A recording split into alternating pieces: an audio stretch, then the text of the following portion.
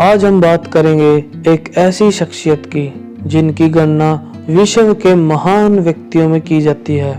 इनको इस्लाम के आखिरी नबी भी कहा जाता है, जिनका नाम पैगंबर मोहम्मद साहब है।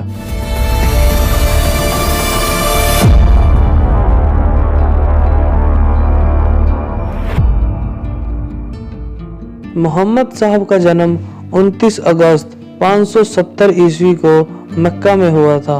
उनके पिता का नाम अब्दुल्ला था। वे अरब के एक प्रसिद्ध कबीले कुरैश से संबंधित थे। मोहम्मद साहब के पिता एक छोटे व्यापारी थे। मोहम्मद साहब के जन्म के समय उनके पिता सीरिया में व्यापार के सिलसिले में गए थे।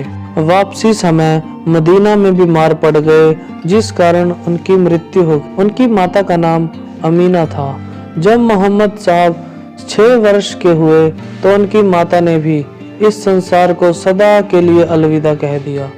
माता पिता की मृत्यु के बाद उनकी देखभाल का काम उनके चाचा अबू तालिब ने संभाला। उन्होंने मोहम्मद साहब का पालन पोषण बहुत लाड प्यार से किया था।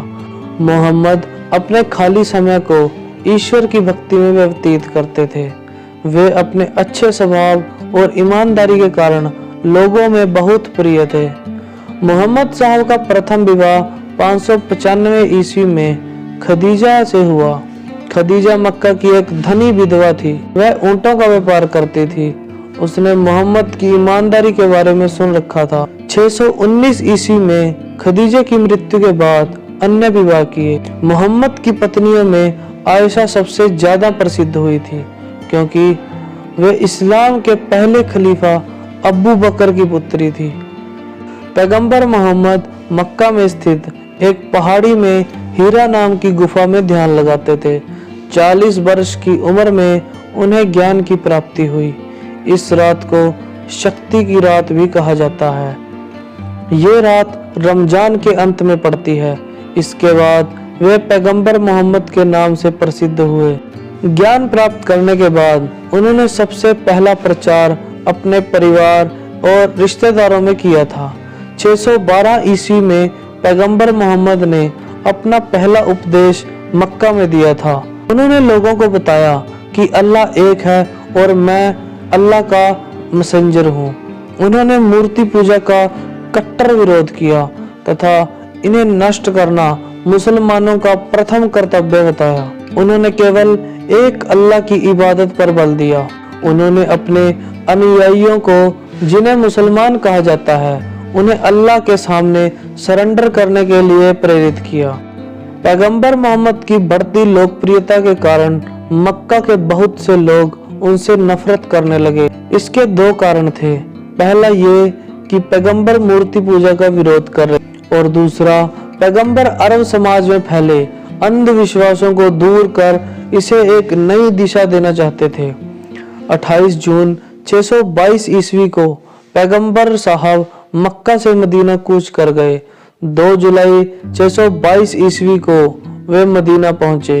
इस घटना को मुस्लिम इतिहास में हिजरत कहा जाता है। पैगंबर मोहम्मद साहब के जीवन में 3 लड़ाइयां प्रसिद्ध हुई, जिसमें बद्र की लड़ाई, उहूद की लड़ाई और खंदक की लड़ाई। इसमें से उन्होंने 2 लड़ाइयां विजय की। मक्का पर विजय पैगंबर साहब की एक अन्य महत्वपूर्ण सफलता थी। इस लड़ाई का कारण यह था कि हुदैबिया की संधि के अनुसार कुरैशों ने मुसलमानों को मक्का यात्रा करने की अनुमति नहीं दी, जिस कारण पैगंबर साहब ने कुरैशों से युद्ध करने का निर्णय लिया। उन्होंने 1 जनवरी 630 ईस्वी को 10,000 सैनिकों के साथ मक्का पर आक्रमण किया। पैगंबर साहब बहुत आसानी से इस युद्ध को जीता और मक्का पर अधिकार कर लिया। उन्होंने मक्का को इस्लाम की धार्मिक राजधानी घोषित की।